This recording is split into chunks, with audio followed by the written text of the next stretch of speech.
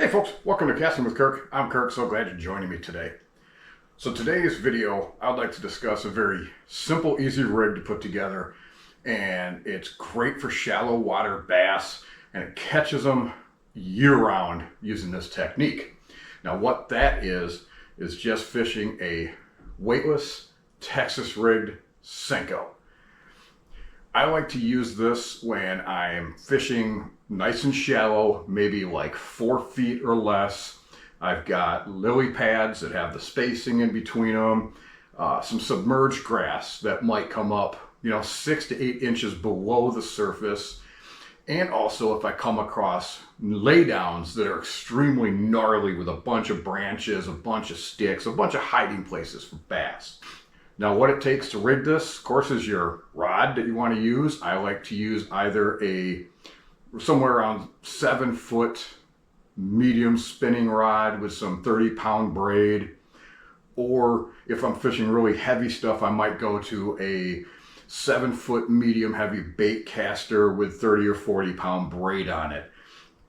Main reason I like to use braid is 1, you get the solid hook sets, and 2, it floats. And then you're going to need what I like to go with, my personal preference, is a 2/0 offset worm hook and your favorite color of your 5-inch Senko. Easy way to rig it, you tie on your hook. I like to use either a Palomar knot, or I like to use a improved clinch knot. We've done some previous video on that.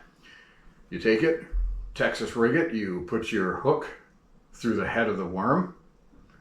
Right as the hook begins to bend, you pop the hook out of the worm, slide the worm up. When it gets to that bend underneath the eye of the hook, take it and spin the hook around as you push the worm up over that bend.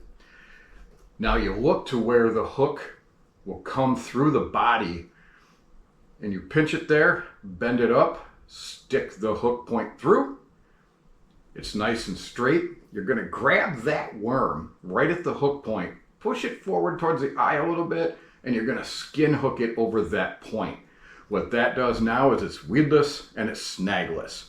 Now the way you want to fish this, cast it out, let it slowly fall. It kind of has this gliding shimmy fall to it as it goes down into those crevices and the dark spaces where they like to hide.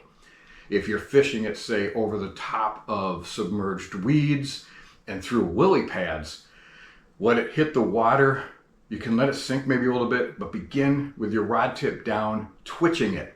What that does is it creates kind of like a soft jerk bait, and it walks it back and forth, that walking the dog motion they call it. Then if you point your tip straight down and jerk it, it will create a diving, and then when you stop, it pops back up to the surface. All right, well, if you folks have a favorite way that you like to rig these, if you're fishing them top water and weightless, go ahead and leave those comments down below.